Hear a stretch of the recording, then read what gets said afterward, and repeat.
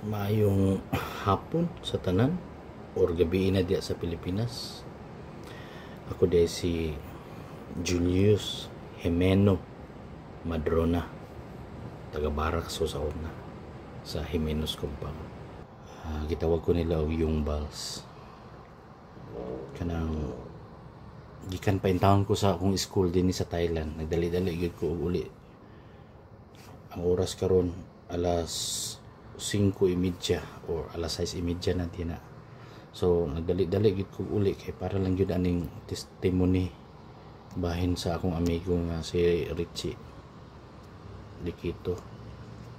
Richie Glenn Dikito, kung asa ka man karon, hinaot ko nga naa ka sa maayong mga kamot sa atong gingharian sa Ginoo. Kabalo ko nga nagmalipayon ka na din na. Basta congratulations kay natuman na gid nimo ang imong ambisyon nga magmalipayon. O hinaot ko na kami nga naa pa din sa kalibutan, hinaot pa unta nga ikaw magmahimo namong anghel nga magbalantay sa amo tagsa-tagsa kag imo buhaton, hilabi na gyud sa imong anak o sa imong pamilya. Akong ikasulti bahin sa imo o bahin kang Richie, ikaw gyud ang akong i-consider nga best friend sa high school gikan first year hangtod fourth year. Kay di na gyud nako nakita di gyud nagsugod ang atong isip usa ka partner or isip one heart nato tungod kay pareho ta og mga hilig samot na gyud sa atong pag mugna sa atong Ruchis band. Di na ginako nakita na ang imong interest o akong interest pareho. Maski sa chicks, walay sekreto nimo nga dili ko kabalo. Wala ko sekreto nako nga dili ko makabalo sa una. Kay itugan gyud nimo sa ako kinsa imong crush, kinsa imong gusto panguyaban. The same way sa ako. Ako po itugan sa imo gani ikaw ang tigsulat sa akong love letter kay mas nindot pa man kag agi sa ako maraming taon og kinahigan sa manok. Pero anyway, kabalo ko nga nagmalipayon ka na din na o usbon ko para sa ako gi-consider ta ka nga ikaw gid akong high school buddy, best friend tungod kay ang akong pamilya, labi na gid akong mama, mitikuloso kay na og mga friends kung kinsa akong dadon sa balay. Daghan ako gid nga mga amigo na ako sa balay pero tag-as gid lang kilay akong mga igsuon, akong papa tungod kay wa sila miangay. Pero sugad lang gyud pag abot nimo og gipaila-ila ta ka sa ila og ang imong family background. So nasuta namo o nasuta lang mama nga close family ra gid gyapon kay ang imong mama ug akong mga iyan batch ra gyapon sa San Isidro sa una. So sila ra gyapon nga.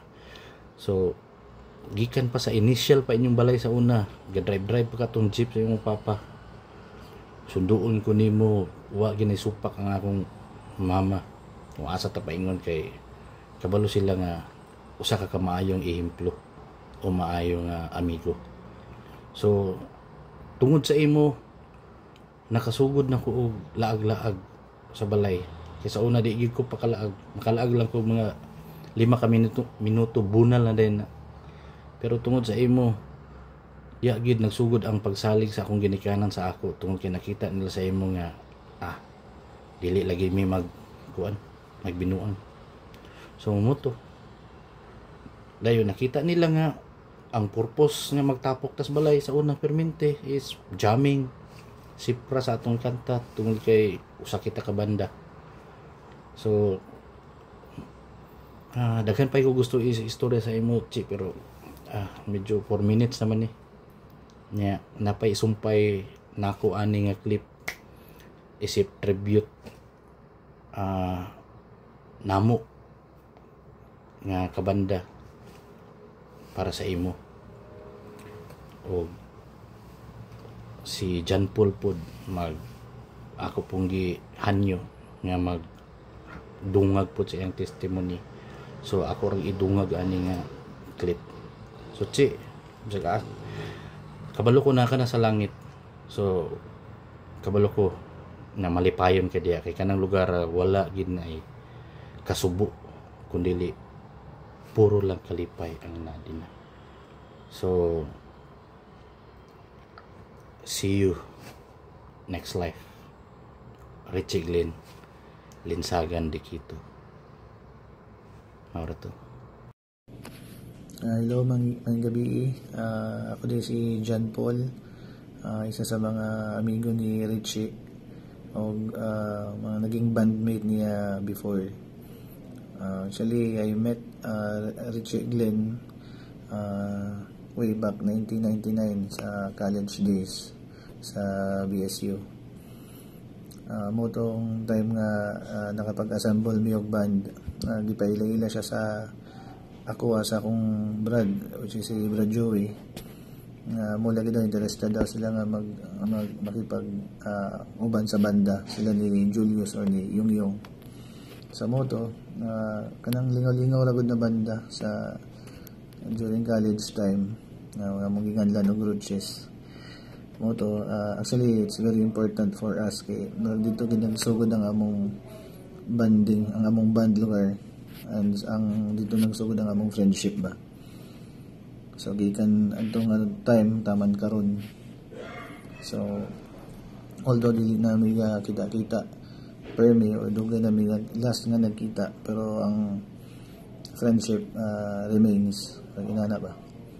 So moto last 2 days ago, someone sent a message, one of my friends nagsulti nga mo na lagi na wala na nga daw si Richie. So nakurat kay ko na wa ko katuo. So I also have done my research until mo to nakita lagi na ako na na-confirm na ako na wala na gid siya. So mo to lisod tuuhan, pero mao na man gid ang life. So siguro akong message, ako siguro may kasulti as a friend of Richie. Actually murag siya gid ang saktong definition sa kanabitang ilang ginaingon nga mabuting kaibigan pero masamang kaaway. Mo gina siya. Mo pag makadungog ko ana nga phrase, si Richie gid ang akong kakahinumduman. Okay, I had na-prove ko na siya dati way back sa college time. Kuan kina siya kanang butang murag magpasalig gid bitaw, murag mo protected siya sa iyang amigo. He had treated me as murag younger brother ba. Okay, pag time nga namin makabikil sa una, siyempre lagan dati sa college pa, mag-inom-inom sa Capitol every time sa naikaamulan. Nati one time nga napaengkwentro maginana bitaw, then siya gid ang nagkuan, marag hero ba, siya mo palit sa imong samok. Well, isa to sa mga, pero murag basic lang to siya nga panghitabo, pero sa kuha antud karon guwang naman ko, pero still reminds me of him. Mo gid ang kakinumduman nga nay tao sa una nga handa bitaw mo protekta sa iyang amigo.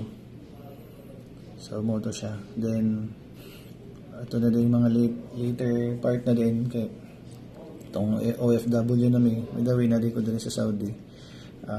Mo to every time nga makauli ko sa balay mo visit na siya. Tapos sila dito sa balay kami nilang magtapok mi usahay, din mo na mag-jam-jam tugtog sa banda. Ang pinakalas na mo ata nga kita ni Richie sa Thailand pa itong time nga nag-Thailand siya, 2017 man siguro, 2016. So after that messages na lang namo sa Facebook, sa Messenger na lang dahil lang ang communication, but not that much na. So, kaya kanya-kanya na sa nga busy na mga life. Anyway, wala na magid siya. Siguro ang ako message ni mo, Che, kung asa ka man karon, I know you're happy, and we know that nanakada karon sa atong kauban ka sa atong God Almighty, and yun lang. Salamat sa tanan, Che. Salamat sa friendship, Salamat kay naila ta ka. Salamat nga naging kabanda ta ka. Salamat sa tanan kamayo nga imong na-share sa ako uban na pila akong family, akong parents ug akong manghod nga mga nakailapod sa imo ha. So rest in peace. See you on the other side. Abi ni Uchi, pagkaitabo sa imo, huwag ko may mutang. Kay dagan pa kay ko plano unta nga magtapok ta kita ni John Paul ug ni Joey. Kay puros mi ta OFW upat. Inoon, for good ka na din na kaming tulo OFW lang yapon. Pero nagyapon sa kung nahuna nga magyaka ta. Ato tagyaka. Kaya magbanda ta dito. Kay talagsar biya. Pero saon taman. Busa nga pagkahibalugin ako sa nitabo nimo, kanang di ko mahimutan nga dili ko makahimo og something nga ba na lang bahalag unsa kagamay nga butang nga ako ipahinungod diya sa imo. So muna nga kontak ko nilang John Paul unya ngayo kog mga video sa una para akong i-tribute para sa imo. Kay sa tinud lang daghan pasad sa mga tao, mga amigo nato o mga classmate nato ang wa nakabalo kung unsa ang atong ginatukar nga banda sa una. By the way, na ako'y gamay nga ipahinungod para sa imo, para sa mga mananaw nga sa among mga performance sa una. Wala pa nauso ang mga smartphone, ang mga high-tech na mga gadget niya.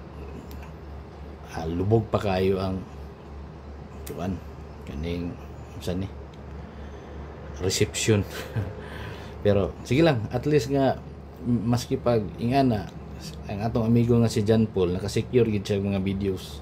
Actually nanan sa YouTube isa ra kabuk yung subscriber. Pero ang importante nga makabalo sila. Kuan lang day paibalo. Ang amog yung genre is medyo kanang kuan gyud rap metal. So nagid siya mga lyrics nga likid angay para sa mga bata or sa mga tigulang. Pero wala na ko gikat. So kung muna bahala unsaon ninyo ni pag kuan unsa ni. Basta kamo na bahala. Basta kay kami ang Roches Band o Roches tungod kay Riches Band. Muna siya. Ang pinaka-close nga ngalan ni Richie which is Roches Riches Band.